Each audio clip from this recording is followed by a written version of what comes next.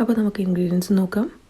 1/2 cup കടലപ്പരിപ്പ്, 1/2 cup ഉഴുന്നും പരിപ്പ്, 3/4 കപ്പ് ഉണക്കിയ തേങ്ങ, കൊപ്ര തേങ്ങ, 2 ടേബിൾ സ്പൂൺ എള്ള്, 3/4 കപ്പ് പുഴുങ്ങലരി, 2 ടേബിൾ സ്പൂൺ സാദാ ചില്ലിപ്പൊടി, സാദാ മുളക് പൊടി, 2 ടേബിൾ സ്പൂൺ കശ്മീരി ചില്ലിപ്പൊടി, പിന്നെ ആവശ്യമുള്ളത് ഒരു 10-18 വെളുത്തുള്ളിയുടെ അല്ലി, പിന്നെ ഒരു 20 കറിവേപ്പില, പിന്നെ ഒരു നാരങ്ങ വലുപ്പത്തിലുള്ള പുളി, പിന്നെ ആവശ്യമുള്ളത് ഉപ്പാണ്. ഇത് ആവശ്യത്തിനനുസരിച്ചിട്ട് എടുക്കാം.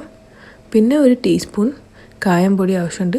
കായംപൊടി എടുത്തു കഴിഞ്ഞാൽ അത് മൂടി വെക്കണം, അല്ലെങ്കിൽ അതിൻ്റെ സ്മെല്ല് പോവും. അപ്പോൾ കായംപൊടി ഒരു ടീസ്പൂൺ. ഇതൊക്കെയാണ് നമുക്ക് ആവശ്യമുള്ള ഇൻഗ്രീഡിയൻസ്. അപ്പോൾ ആദ്യം ചെയ്യേണ്ടത് ഒരു പാൻ ചൂടാക്കിയിട്ട് ഇതിലേക്ക് കടലപ്പരിപ്പ് ഇട്ട് കൊടുക്കാം.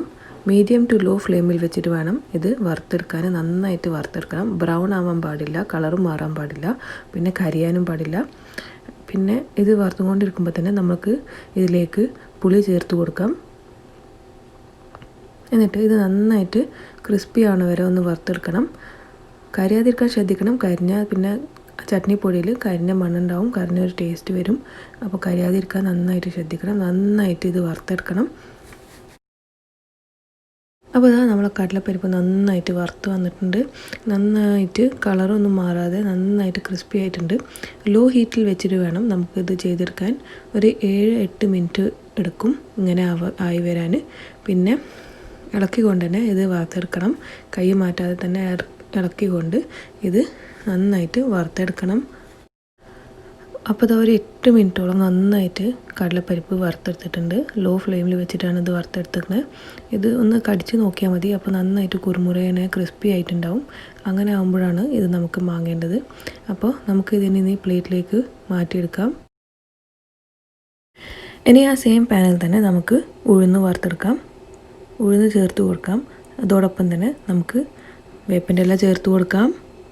ഒരു നന്നായിട്ട് ഇത് വറുത്തെടുക്കാം. മീഡിയം ടു ലോ ഫ്ലെയിമിൽ വെച്ചിട്ട് വേണം വറുത്തെടുക്കാൻ. കൈ മാറ്റാതെ ഇളക്കിക്കൊണ്ട് കളറൊന്നും മാറാതെ അധികം കരിയാതെ ഇത് നമുക്ക് നന്നായിട്ട് വറുത്തെടുക്കണം. അങ്ങനെ ഇതാ ഉഴുന്ന് ഒരു 7-8 മിനിറ്റായിട്ട് നന്നായിട്ട് വറുത്തെടുത്തിട്ടുണ്ട്.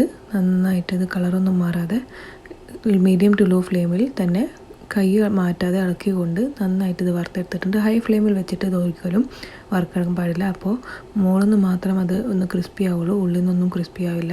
അങ്ങനെ ആയ ഒരു ടേസ്റ്റ് ഉണ്ടാവില്ല. അപ്പോൾ നന്നായിട്ട് ലോ ഫ്ലെയിമിൽ വെച്ചിട്ട് വേണം ഇത് വറുത്തെടുക്കാൻ. അപ്പോൾ നമ്മൾ ഉഴുന്ന് നന്നായിട്ട് വറുത്ത് റെഡിയാണ്. ഇനി നമുക്കത് പ്ലേറ്റിലേക്ക് മാറ്റാം. പിന്നെ ആ സെയിം പാനിൽ തന്നെ നമുക്ക് ഇനി എള്ള് ചേർത്ത് കൊടുക്കാം. എള്ള് ഇട്ട് കൊടുക്കാം. എള്ളൊരു മീഡിയം ഹീറ്റിൽ വേണം നമുക്ക് ശരിയാക്കിയെടുക്കാൻ, വറുത്തെടുക്കാൻ. എള്ള് നന്നായിട്ട് പൊട്ടാൻ തുടങ്ങും. അതുവരെ നമ്മളിത് വറുത്തെടുക്കണം.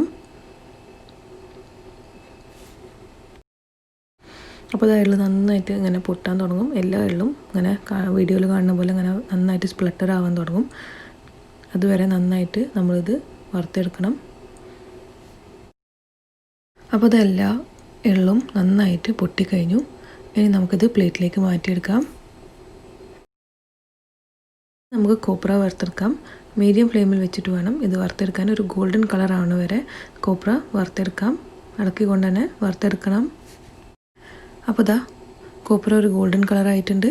ഇനി നമുക്ക് ഗ്യാസ് ഓഫ് ചെയ്തിട്ട് ഇത് പ്ലേറ്റിലേക്ക് മാറ്റാം. ഇനി നമുക്ക് അരി വറുത്തെടുക്കാം. അരി ഹൈ ഫ്ലെയിമിൽ വെച്ചിട്ട് വേണം വറുത്തെടുക്കാൻ. ഇത് പുഴുങ്ങലരിയാണ്, ബോയിൽഡ് റൈസ്.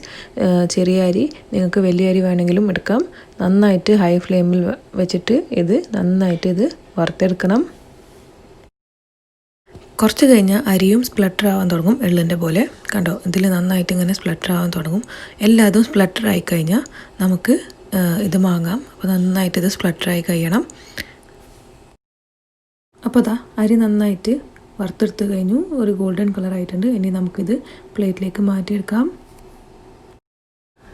ഇനി ചെയ്യേണ്ടത് നേരത്തെ വറുത്തെടുത്ത ഇൻഗ്രീഡിയൻസ് എല്ലാം കുറച്ച് കുറച്ചായിട്ട് നമുക്ക് മിക്സിർ ജാറിലിട്ടിട്ട് പൊടിച്ചെടുക്കാം.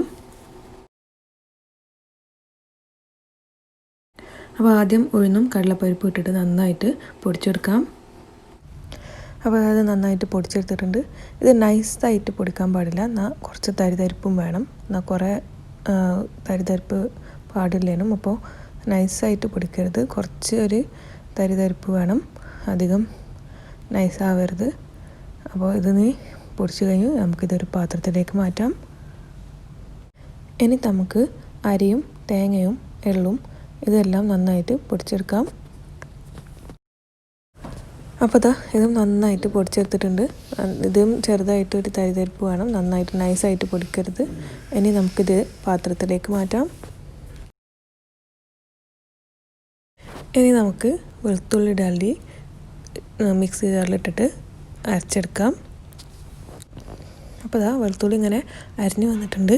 ഇതൊന്ന് സൈഡിൽ നിന്നൊക്കെ എടുക്കാം. എന്നിട്ട് ഇതിലേക്ക് നമ്മൾ നേരത്തെ അരച്ച് വെച്ച വെള്ളപ്പൊടി ഇട്ട് കൊടുക്കാം. ഒരു 4-5 ടേബിൾ സ്പൂൺ നമ്മൾ കുറച്ചിട്ട് വെള്ളപ്പൊടി ഇട്ട് കൊടുത്തിട്ട് ഇത് നന്നായിട്ടൊന്ന് പൊടിച്ചെടുക്കണം.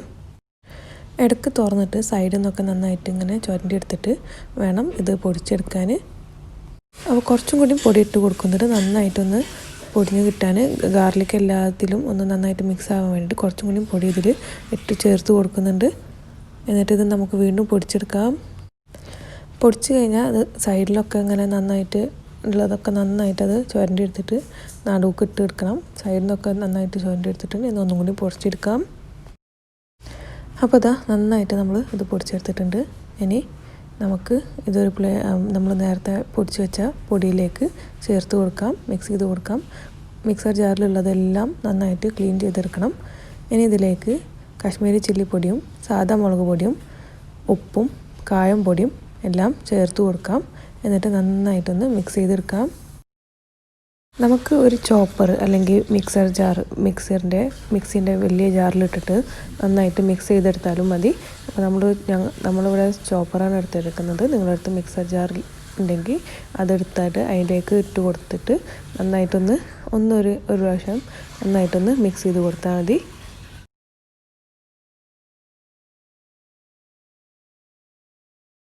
അങ്ങനെ നമ്മൾ ചട്നി പൊടി നന്നായിട്ട് മിക്സാക്കി കഴിഞ്ഞു.